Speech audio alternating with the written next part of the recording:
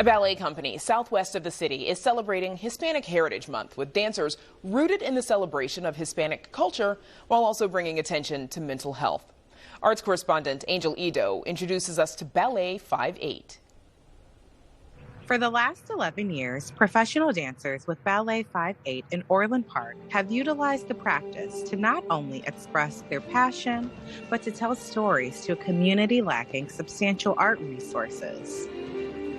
The foot is just kind of beveled. Yeah, beautiful. Artistic director Julianna Rubio Slager believes that commitment is important. Out here in the suburbs, there just tends to be a lack of awareness and understanding about how important the arts are. So what I love is that we have the chance to educate and to really bring that important cornerstone of the community to a place where nobody else is kind of in that space.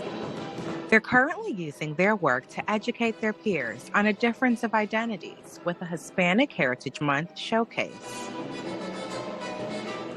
One is called Mi Familia.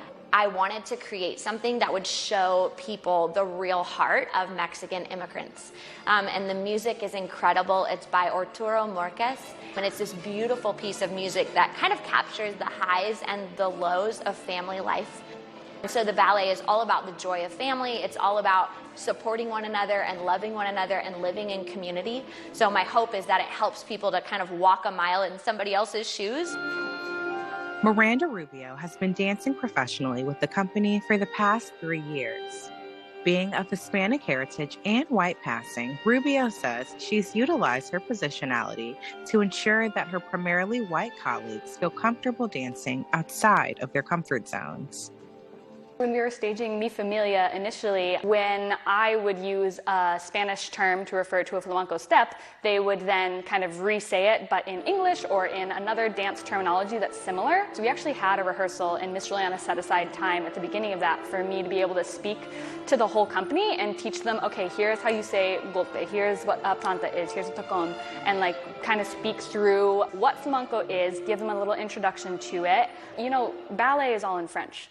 Very few of us are actually French. We talk in French all the time. It's perfectly okay to do a dance style that is not from your country of origin and to respectfully use the terms that are used within that style of dance.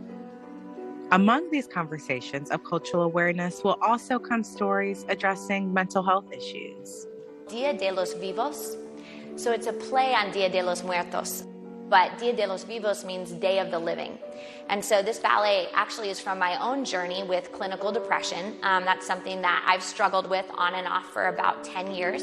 What you'll see in the piece is that my family is kind of there, the people who have passed on, and they're encouraging me to choose life and to keep going.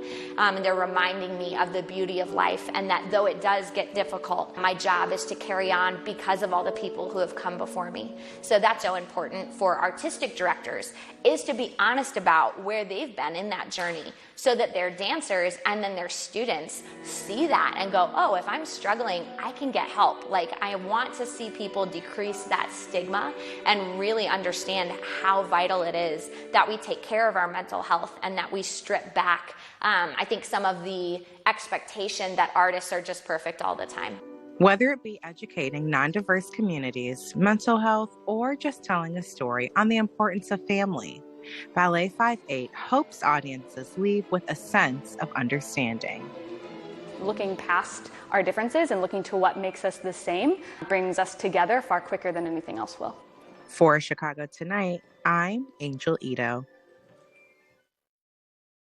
And you can see the full Ballet 5-8 company in their Imagine Better production this Saturday at the Athenaeum Center. Dates for the company's other fall performances are on our website. And we're back to wrap things up right after this. Chicago Tonight.